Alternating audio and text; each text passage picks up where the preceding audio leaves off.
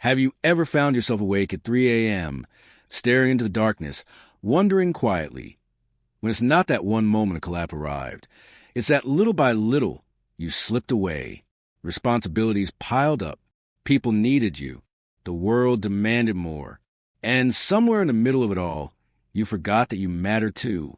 Modern culture has turned self-care into something unreachable. It looks like luxury retreats, complicated routines, or hours of meditation you don't have. And so, without even saying it, you let go of the idea. You promise yourself you'll return to it later. But later rarely comes. Days blur into weeks. Weeks stretch into months. And one morning, you look at your reflection and see a stranger, tired, distracted, distant from the life you imagined. Here's what the Stoics knew. Renewal doesn't demand perfection. Marcus Aurelius wasn't sitting in endless leisure. He wrote his reflections in stolen moments, often between battles. Epictetus didn't wait for freedom to begin. He cultivated resilience while still in chains. Seneca found clarity not in calm circumstances, but in exile and danger. They remind us that transformation is not about escaping reality, but engaging with it differently. Real change is smaller than you think. It does not begin with a grand decision. It begins with micro-rituals. Tiny actions so simple you can do them even on your lowest days. Small enough that you won't resist, yet powerful enough, when repeated, to carve you into someone stronger, calmer, more rooted, like water wearing down stone, not with force, but with steady persistence. And that is what you are about to discover. 7 Stoic habits. Each one takes less than 2 minutes. They cost nothing. They require no equipment.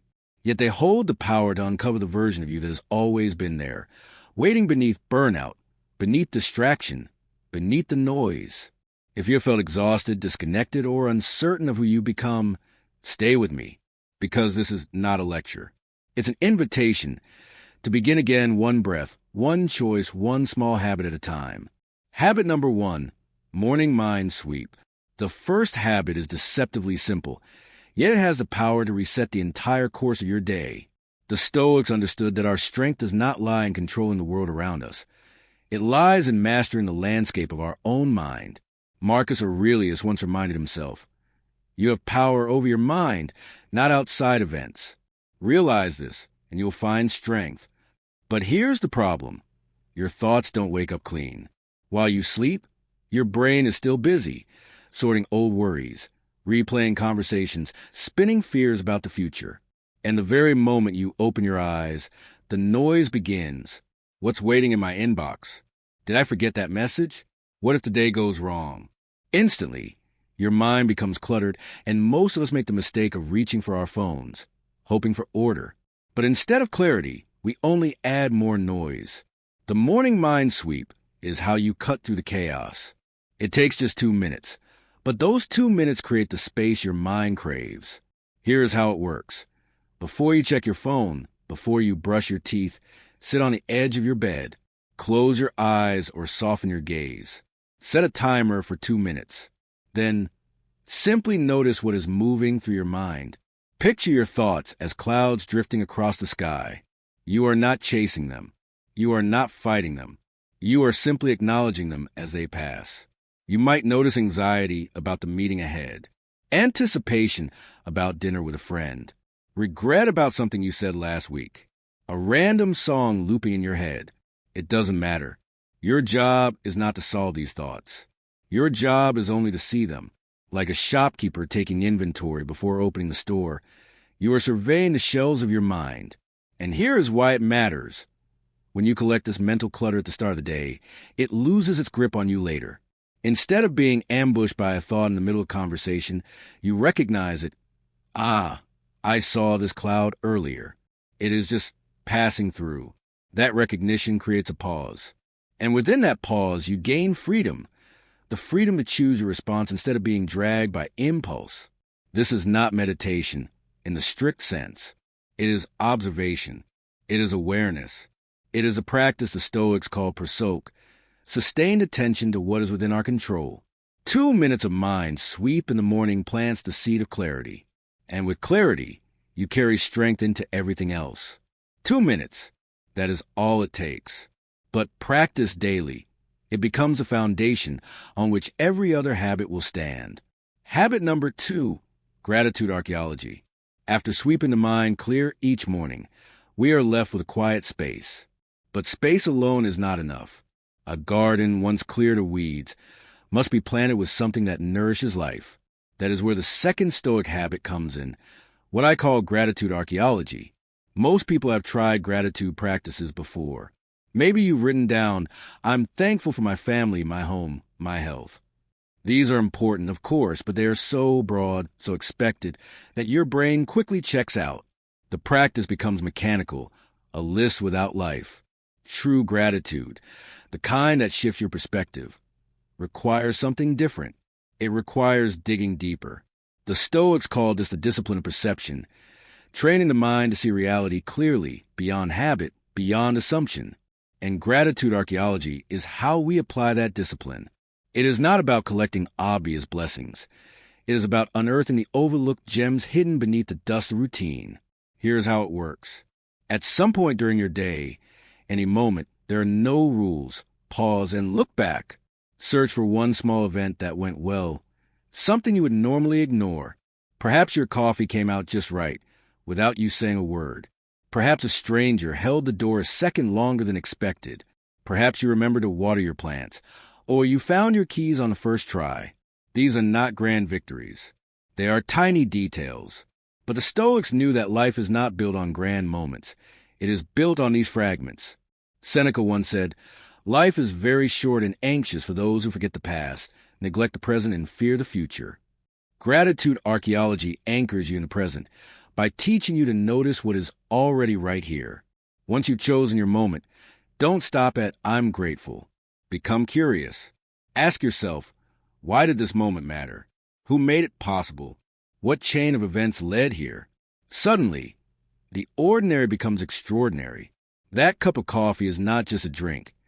It is the work of farmers, roasters, transporters, baristas. It is a web of unseen hands, all converging so you could taste comfort for a brief moment. What you hold in your hand is not just coffee. It is connection. And something remarkable begins to happen when you practice this daily. At first, you may struggle to find a gem, but within 2 weeks, your brain adapts. The moments begin to find you. You start noticing the breeze on your face, the unexpected smile of a cashier, the way sunlight falls across your desk. Your eyes sharpen to see the sacred hidden in the simple. This is neuroplasticity in action, the mind rewiring itself to highlight goodness instead of scanning only for threats. Over time, gratitude archaeology transforms not just your outlook, but your relationships. When you learn to see subtle kindness, you naturally begin to offer it. You become more patient, more generous, not because you force yourself, but because your awareness has shifted. Others will feel in your presence a calm steadiness, rooted not in denial of hardship, but in recognition of abundance. One gem every day. That is all it takes. But like a collector who uncovers treasure where others see dust, you will begin to live in a world rich with meaning. And that is the Stoic gift of gratitude, not fragile optimism, but an unshakable ability to see value, even in the smallest of things. Habit number 3, the energy audit moment.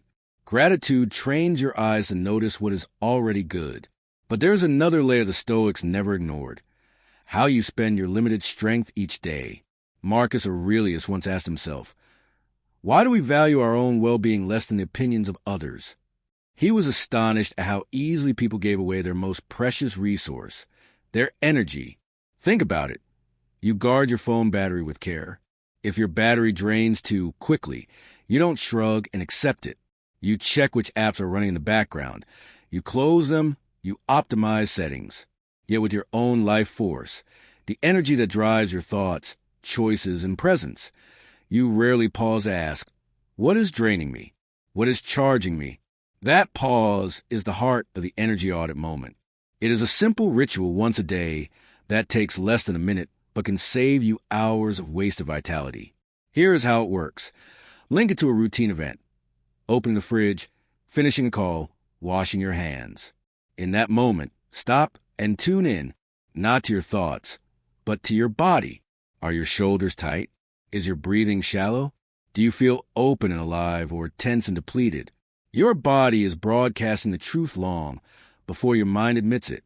When you notice you're being drained, you have 3 choices. First, change the situation. If doom scrolling is hollowing you out, close the app. Second, shift how you engage. If a conversation is looping, gently redirect it. Third, step away completely when it serves no purpose to remain. The key is to act immediately, not later, not tomorrow, but in the moment, because later rarely arrives. This practice is not about running from every discomfort. The Stoics did not avoid struggle, they embraced it, but they made a distinction. Some discomfort is fruitful. The strain of learning, the fatigue of meaningful work, the vulnerability of love. These experiences leave you stronger. Other discomfort is wasteful, endless rumination, toxic relationships, obligations that erode your spirit. These experiences leave you hollow. The energy audit teaches you to know the difference. Over time, you begin to develop what I call energy intuition. You feel the shift before it snowballs. You catch yourself about to say yes to something that will exhaust you, and you pause. You sense which people, habits, and places give you life, and you slowly build your schedule around them. You become like a wise farmer who knows which soil nurtures growth and which soil cannot. People who guard their energy stand out. They are not always cheerful, but they are present. They are not endlessly busy, but when they show up fully. Their essence is intact, not scattered. And that is the promise of this habit. To stop bleeding yourself dry and begin living with power, focus, and care. Protect your energy like the treasure it is, because it is. And once you begin to notice the difference, you will never again give it away so carelessly. Habit number 4, the compassion reset breath. So far, we've cleared the mind, cultivated gratitude, and guarded our energy. But there remains one of the hardest challenges. Not the world outside, but the critic inside. Listen closely to your own thoughts for a single day. When you spill coffee, what do you hear? I'm so clumsy. When you forget a name, what do you tell yourself? I'm socially inept. When you feel anxious, what follows? Why am I like this? What's wrong with me? We become our own harshest drill sergeant, speaking to ourselves in a way we would never speak to a friend. And the Stoics knew this pattern well. They wrote often about the second arrow. The first arrow is life itself, the mistake, the setback, the disappointment. The second arrow is our judgment of it, the wound we inflict on ourselves. Epictetus warned, "It is not what happens to you, but how you react to it that matters." Yet so often, our reaction is to attack ourselves, doubling the pain. That is where the compassion reset breath enters. It is a practice, so brief you can do it anywhere, but its ripple effect can reshape your inner world. The next time you catch your inner critic rising, when that voice sharpens, when it begins to condemn, pause. Take one deliberate breath. Inhale slowly. Exhale fully. And as you do, silently repeat, I am doing the best I can with what I know right now. That's it. One breath, one gentle phrase. But notice what happens. The spiral is interrupted. The second arrow is stop mid-flight. Instead of multiplying your suffering, you create space for healing. This is not empty affirmation. You are not lying to yourself, pretending you are flawless. You are acknowledging the truth that every human being acts from their current level of awareness, skill, and capacity. You cannot do tomorrow's work with today's tools, but you can give yourself permission to grow without tearing yourself down in the process. On a biological level, this breath matters. It activates the parasympathetic nervous system, calming stress. The soft phrase releases oxytocin, the chemical of trust and safety. You are literally reprogramming your brain to default toward care instead of critique. After 2 weeks of practice, something shifts. That inner voice softens. Instead of I'm so stupid, it begins to ask, what can I learn from this? And the change doesn't stop within. When you no longer attack yourself, you stop projecting judgment onto others. You allow people to be human. You offer them the same grace you've learned to offer yourself. Your relationships deepen, not because you're perfect, but because you become safe to be around. People feel it. The quiet strength of someone who no longer wastes energy fighting themselves. That is the hidden power of the compassion reset breath. A single breath, repeated often, rewires the story you tell yourself. It transforms failure into feedback, weakness into humanity, judgment into patience. And it all begins the moment you choose kindness, not for others first, but for yourself. Habit number 5, the Daily Done Declaration. We've talked about starting the day with clarity, gratitude, and awareness. But how you end your day is just as important. For most people, nightfall is not peaceful. It is heavy. We lie in bed thinking of what we didn't finish, the emails unanswered, the task still undone, the word we regret not saying. And so we drift asleep under a cloud of incompletion, only to wake the next morning already behind. The Stoics approached night differently. Seneca described reviewing his day before sleep, not as a chance to attack himself, but to reflect honestly. He wrote, "Each night I examine my entire day and go back over what I've done and said. I hide nothing from myself. I pass nothing by."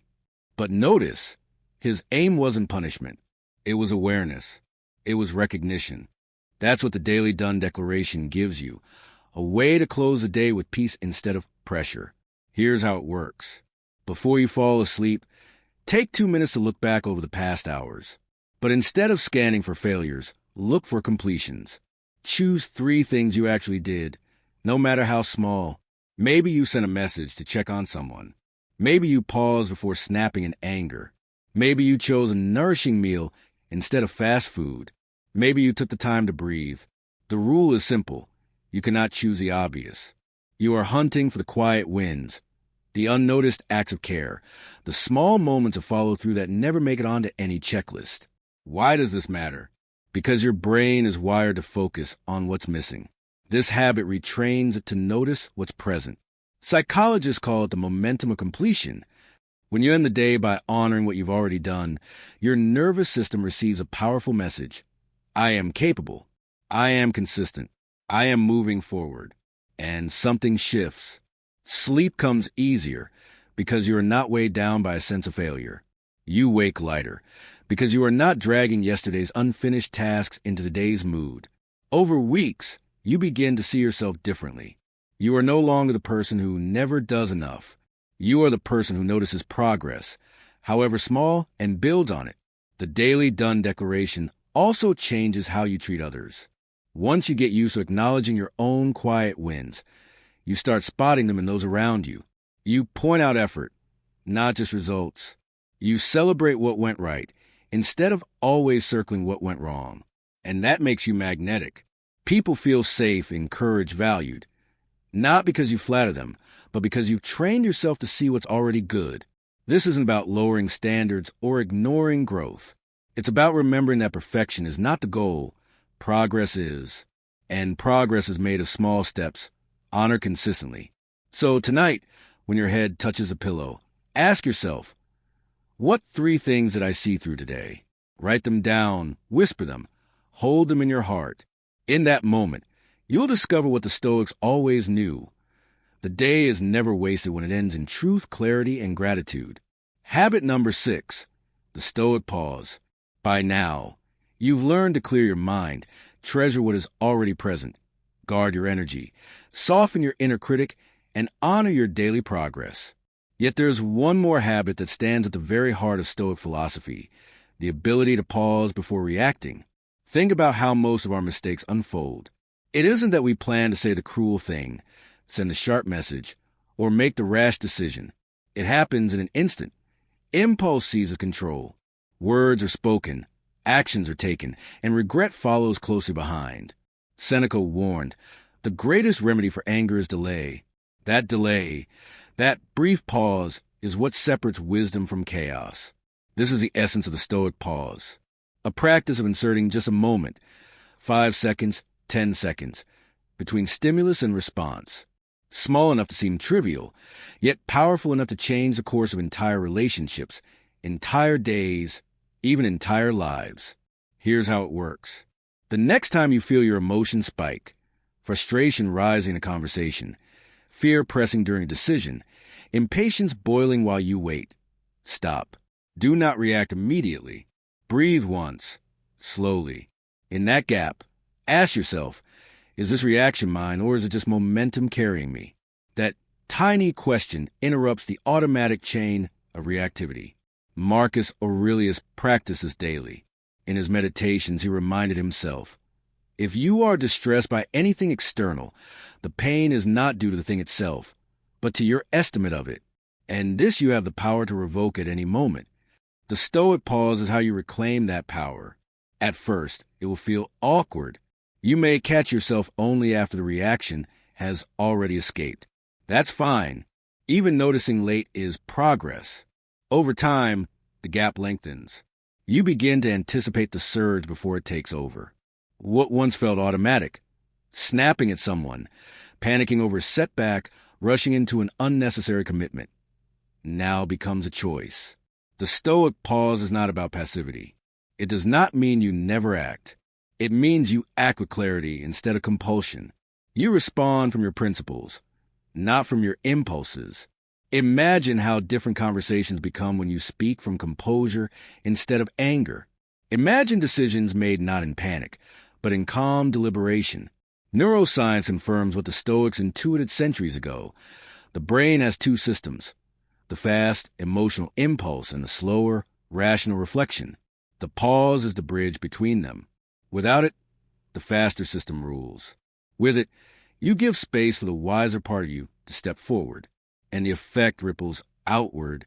When you pause, others feel it. They sense steadiness. They sense safety. You become the calm in the storm, not because life is easy, but because you have learned to delay your first reaction. The Stoic pause is a simple discipline.